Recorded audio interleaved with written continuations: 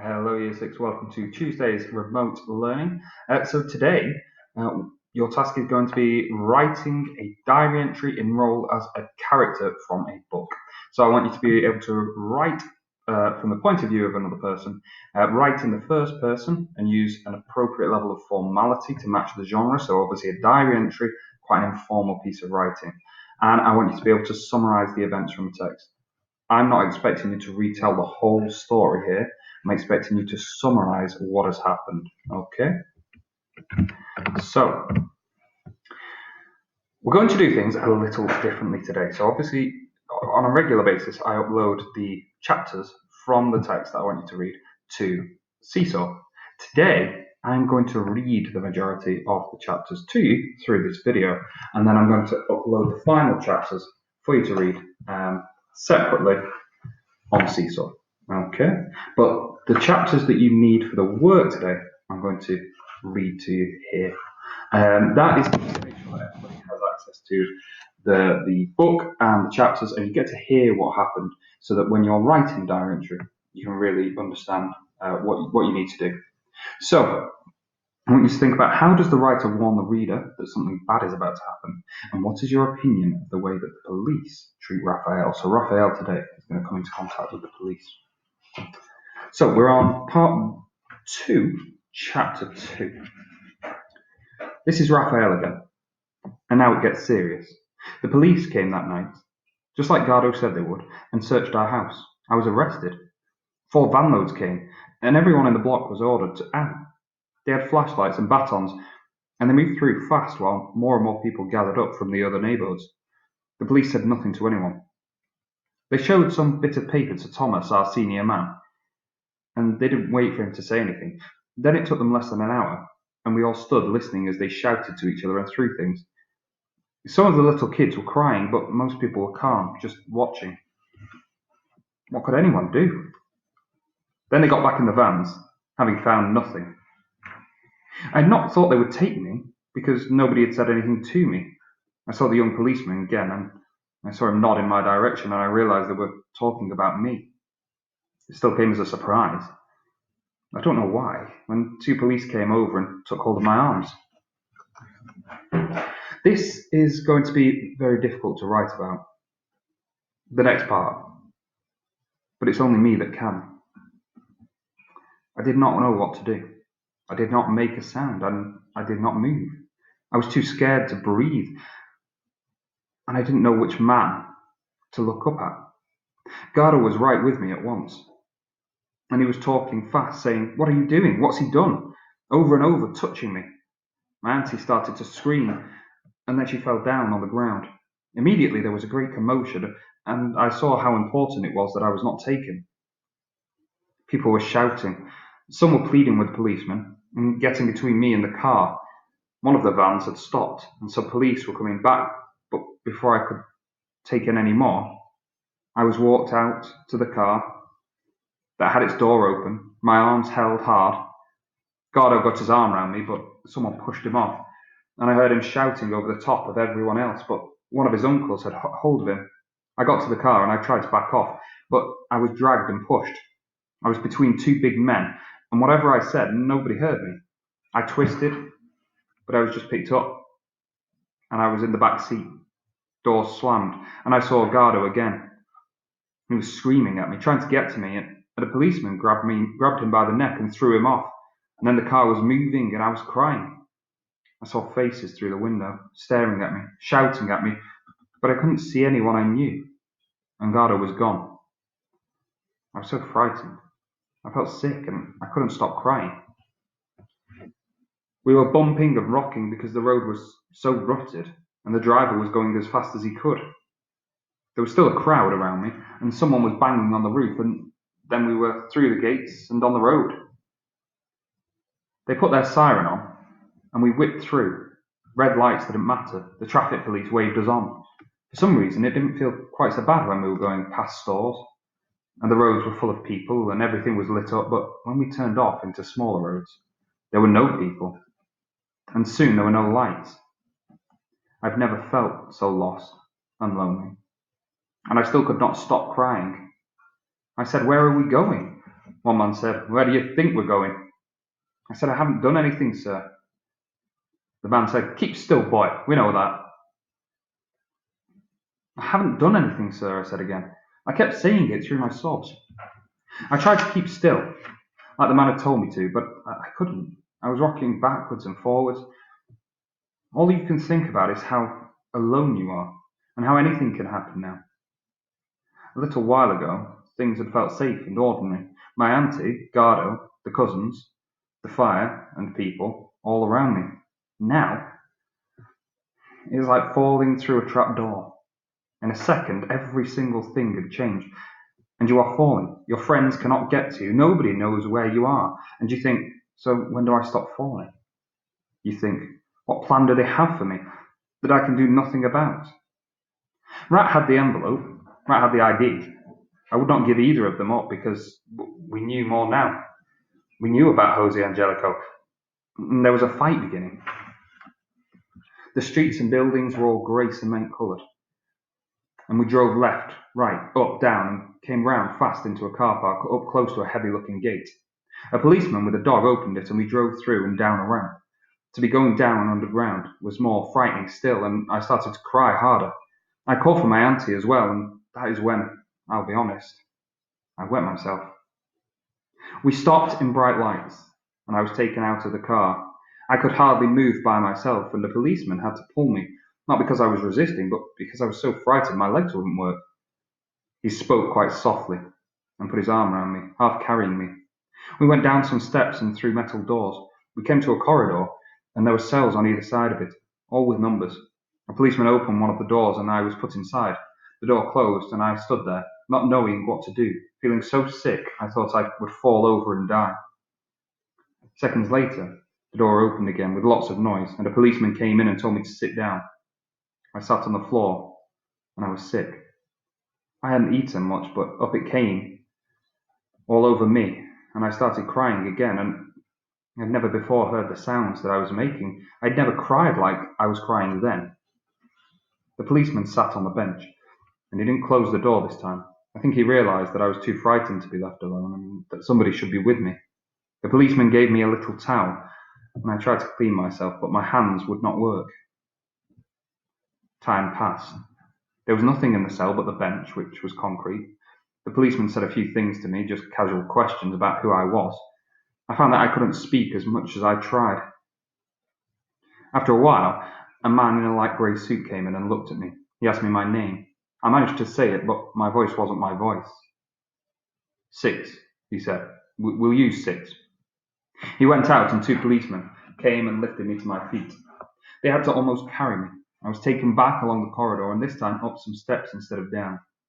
We climbed high and then past some offices, with policemen working in them. Nobody looked up. We turned some corners, and I remember a signboard with pictures of the beach, and there was a list of names. I saw a clock, and it said 2:20. Then we went into a room with the number 6 chalked on the door, and there was a metal table with the man in the suit sitting at it, having got there ahead of us. Behind him, standing, was the important police officer who had first come to Behala, the rough guy with the smashed nose. Behind him was a window, and next to him was a third man in shirt sleeves, bald and sweaty and angry and tired looking. I was put in a chair. "Rafael," said the tired man. "Rafael Fernandez. You know where you are." I shook my head. "You're in Ermita police station. You know why you're here?" I shook my head again and tried to speak. Nothing came out. "We need the bag you found," said the policeman. There was silence then, and my throat was so dry I had no idea what my voice would sound like if I managed to say something. But I tried, and the words came from somewhere. I didn't find a bag, sir," I said. Still, I didn't recognize this voice that was coming out of me. "This isn't going to end, Raphael, until you give us the bag." "I didn't find a bag, sir," I said.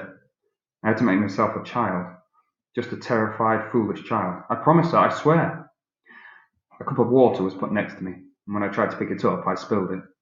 I started to cry again, and I wanted to go to the toilet. The tired man waited while someone mopped up the water. "All you have to do," he said, "is take us back to your house. Give us the bag wherever you put it." We give you money, like we said we would. Everyone's happy. I managed to look at him.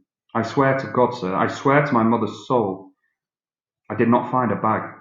I found money. I found 1,100 pesos, and that's all. You found money? Yes, sir. So you did lie. You did find something? Yes, sir, I did. Where did you find it? Where? By belt number 4, Thursday afternoon. I was lying. I didn't want them to know where I'd been. The problem is, your own lies can trap you.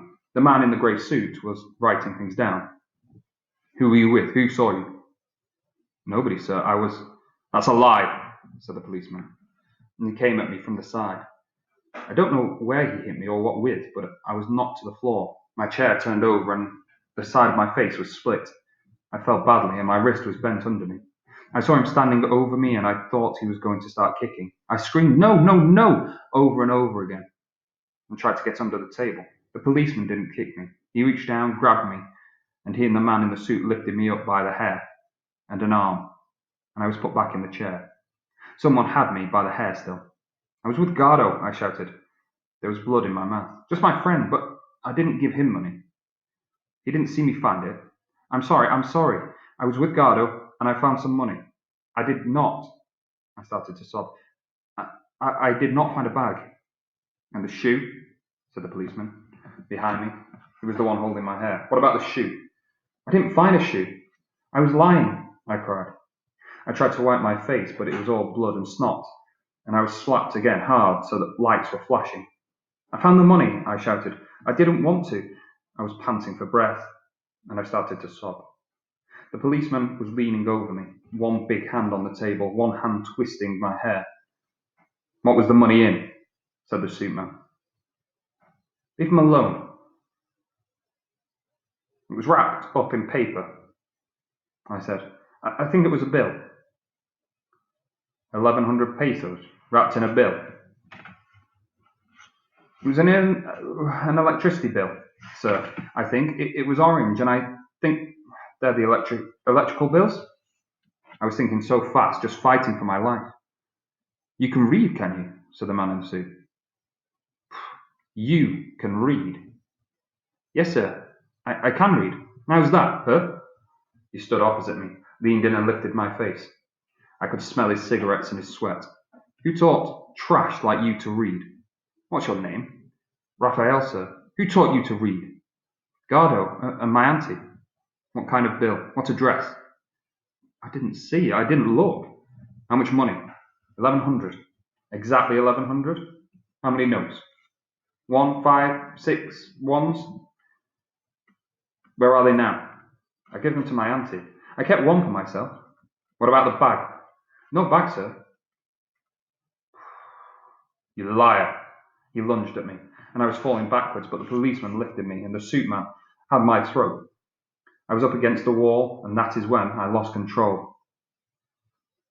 I was so frightened, and I was shouting, I didn't find a bag, sir. Get him out. Get rid of him. I was lifted up, and they were carrying me to the window. The man in the suit was opening it.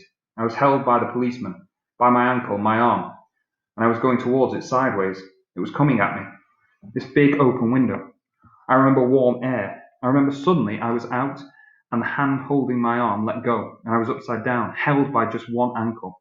I could see the filthy wall. It was like a pit. And a long way down me, I could see a stone floor with what looked like trash cans. I was screaming. So much now. And when I looked up, they were all looking down at me. Where's the bag? Shouted one of them. Did you find it? All I could shout was no. Gardo was asked me, Rap too. Did I come close to giving in? And the truth is, no, I did not. It sounds crazy, but there was a part of me sure I'd never found it. And some other part of me begging me not to give up. Maybe for Jose Angelico, because we knew more about him now. The hand on my ankle was tight, and you knew any second it could let me go, and I would fall. I would fall on my head and be broken. The man was shaking me, and everything was spinning, and there was blood, sweat, and the walls turning. But I would not say anything other than no. And they would believe me, or it would just be over. I was suddenly dragged up. They hauled me in over the edge, so all my chest was cut, but I hardly knew it at the time. I was stood up and slapped again, and then they all waited. I fell on my knees and they let me. I managed to take hold of somebody's leg and it held it. I put my head on my hands. I was down there kneeling and I said, "I swear on my mother's soul I did not find a bag. I am telling the truth, sir. Please don't kill me. I cannot help you. I am speaking the truth." Where did I find the strength? I know that it was Jose Angelico's strength. "I am sorry," I said, and I was fighting for my life and knew it. I should have told you I found money, but I should have given it to my friend also, and I didn't, so I lied to you. Please don't kill me, please. "What belt were you under?" said the policeman. "4, sir, honestly, I promise." "Where's the bill the money was wrapped in?" "I put it in the paper sack. I put the money in my pocket." "Raphael, listen to me." This was the man in the suit, I think. He knelt down next to me, but my head was throbbing so badly I cannot really remember. "You're the breadwinner, aren't you?" "For your stinking little family." I nodded, but I didn't look up. "Yes, sir. If anything happened to you, your family would have big problems." "What would your auntie do?" "I don't know, sir." "2 little cousins, what would happen to them? Can you hear me?" "Yes, I don't know, sir. I didn't find a bag, sir. Please believe me. We can drop you out of that window, or we can take you out the back. We can do it right now. We have a special place, you know. Perfect for trash like you. And no one hears anything. And we will, if we want to." He took me by the arm and was squeezing it and lifting it. "You understand that, don't you?" I was nodding still and shivering. My twisted arm was in the air, me on my knees. I waited for the snap, the pain so great I was silent, unable to make a sound. "We could put you in the trash and nobody would care. Nobody would even come looking. You'd end up in a sack." I nodded. I could not speak. "So I'm going to ask you one last time." He hoisted me and bent me over the window, and I was staring down. I felt someone take my ankles, so all they had to do was tip me out. Again, I was looking at the ground as they balanced me. "Where is the bag you found?" I tried to look up, but my arm was so bent and my back was so twisted. I tried to speak and couldn't, and tried again. I said, "On my mother's soul, sir." "What? I can't hear you." I was tipped out more and screamed for help. I promise, I shouted. "I found money only. I found no bag. If I had found it, if I knew anything about it, I swear I would, well, you would have it now. I would give it to you. I would. Please listen." I could hardly breathe, but I found the words. "I would take you back to my house and give it to you." "How can I, sir, when I did not find it?" I started sobbing because I knew that this was my last chance. I felt the hands on my ankles shift, and then, after some silence, I was lifted back into the room and dropped onto the floor. When I looked up, I could see the men talking together in low voices. I was shaking all over. I couldn't move. After more time, one of them looked over and told me to stand up.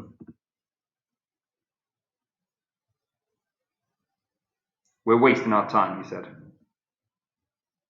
"Boy, that's all you are. That's what all of you are. You're garbage." "What are you?"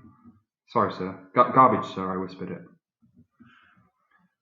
1,100 pesos. Wasting our time. Look at you." I managed to meet his eyes again. "What is the point of you, eh?" He turned to the other men. "Look at him. Why do these people keep living?" He sighed more heavily, and I could see that he hadn't slept for a long time. He was frightened and tired. I prayed in my head. I could see he was weighing me, looking me over, wondering what, if anything, I was worth, valuable or trash, to be kept here and beaten or thrown away. What if they bought Gardo? What if they bought my aunt? I think I held my breath. At last he decided. He looked at the policeman behind me and said, "Get him out. We're wasting time." I felt a hand on the back of my neck. I was taken out of the door. I was taken down the stairs, and a guard took me down a passage and down more steps.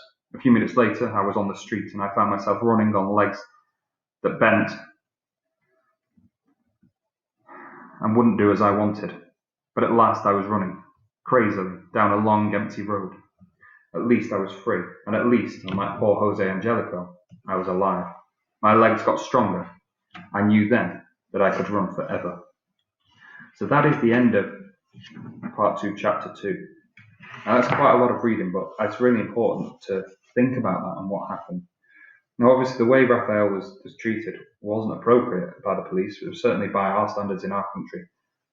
But it's really important to understand how things were different for the dump site children and for Raphael in this story, and how the police would be reacting differently based on what's happened. So that is the first part that you're going to use for your diary entry, and the second part is part 2, chapter 3. Now, this is a much shorter chapter, so hopefully I'll get through it quite quickly. It was raining and cool. I just kept running steadily. I had no idea where I was, and I didn't care. I felt like I could run forever.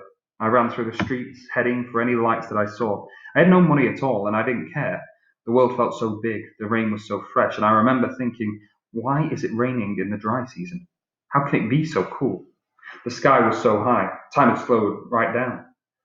But it can't have been more than 3 hours, and as I ran, I realised more and more how stuck the police were. If I was the only clue they had. Again, it was clear how important the things we'd found must be. And then I began to think how lucky I was, and how close to death had been. The hand could have opened and dropped me. I could have been thrown away. I could be, right now, slowly dying on a stone floor. I closed my eyes and ran faster with my arms stretched out. My auntie had said Raphael found something, and that was the only clue they had. Just those words had led to the whole neighbourhood being searched, me being taken, but free now. At last I slowed to a walk, and at the far end of the street I saw a landmark. I didn't know its name, but I knew it was in the city business district. The landmark was the statue of a soldier, raised up high. He had a drawn sword ready for some charge in some war. I had passed him before, yelling something to his comrades, fighting for freedom.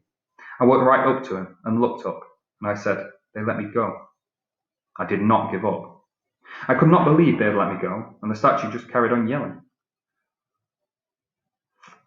There was a surge of rain, and the kind of breeze I'd felt up on the dump site in from the sea, a typhoon breeze. Though this was not the typhoon season, I looked at the soldier and thought, so am I garbage? And I laughed, because it occurred to me there and then that the garbage boy had just lied his way out from under the nose of those clever men. A little garbage boy had sat there shaking, saying, I don't have the bag, when all the time I knew exactly where it was and what had been in it. We'd caught the train and we'd found the locker. We had the letter, and okay, we did not know what it all meant yet, but the garbage boys were way ahead of the garbage police, and I had said nothing to those men. I walked on. It would take 2 or 3 hours to reach Valhalla, and I was so happy walking. I knew which direction to take. I passed an old man and 2 little kids with a cart. They were night sweepers, shoveling trash. I asked the man if he had a cigarette, and he looked at me strangely. I had forgotten that my face was covered in blood. He gave me a little bit of a cigarette, and I sat and smoked with him. The kids stood and looked at me, and I was thinking, but nobody seemed to care much. The little girl was about 5, and the other, maybe a girl, maybe a boy, was about 7. The 7-year-old got a bottle of water out of the cart, and I splashed some over my nose and mouth. Then I said goodbye and started running again. Let me tell you something else. I think I will tell it now. On that computer we had found out about Jose, the man whose bag it was. Jose Angelico, God rest his poor soul, was a dead man. His name had been in the news, Gardo had said. What if he's a killer? But it turned out the poor man had been killed. Guess where he had died? He had died in a police station. The newspaper said that he had died while police were interrogating him, in the same police station as me. I wondered, in the same room. Had they dropped him from the window on purpose, by mistake? I was passing the little park, and I ducked into it for a moment and sat on the grass. The rain was so light and cool, I guess I was in deep shock, so I just sat for a while, and I thought more about poor Jose Angelico. He had been arrested on suspicion of a major crime. It had made all the papers. After the computer, we had gone to the papers. One thing there's a lot of on the dump site is old newspapers. It didn't take us long to find the right ones, and we sat there like three little old men, me reading it all out to Rat, who nodded and stared. The police had arrested Jose Angelico for robbery. $6 million. We sat back and tried to imagine what even $1,000 looks like. Gardo tried to translate it into pesos and got a headache, so bad he had to lie down. We were laughing, trying to imagine how you walk with all those $1 million in your pocket. And then we stopped laughing. Jose Angelico had died in a police station, they said, and that's why I stuck to the lie. Even as they held me out of that window, for the sake of Jose Angelico and his serious-faced little girl. I also think Jose was with me, because I know the dead come back.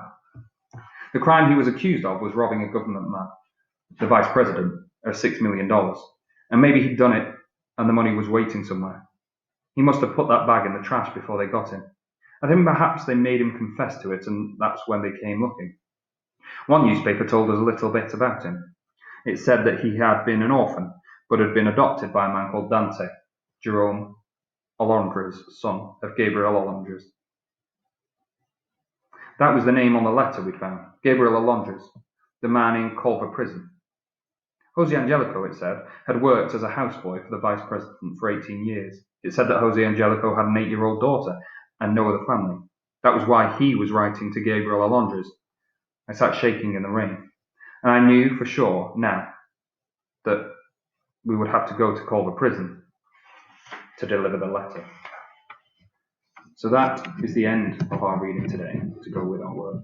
I have done it slightly differently, but hopefully it means you've had the context and you've understood what's gone on. So, your task today is to take on the role of Raphael. And in those 2 chapters, I want you to think, what are the key things that happened? Well, he's been arrested and taken to the police station. He's been badly beaten at the police station, treated incredibly cruelly, hung out of a window and felt like he was about to die. And then he's also been released. And he started to think about Jose Angelico and the money and what he does know, and the fact that actually he's beaten these police officers who, not physically beaten them, but beaten them in the sense that he managed to lie to them and get away with it.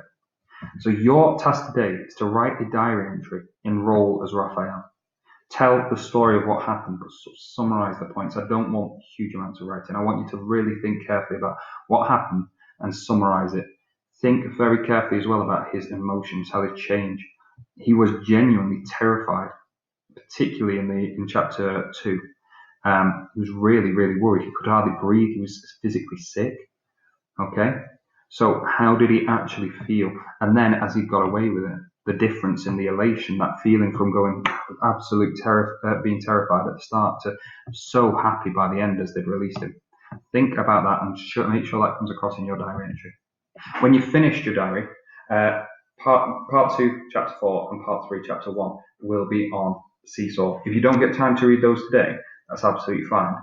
Use a bit of tomorrow's lesson to do it. Tomorrow's lesson will be slightly shorter, so if you don't quite get time to do it today, that's fine. Good luck with your work. I look forward to seeing what you produce.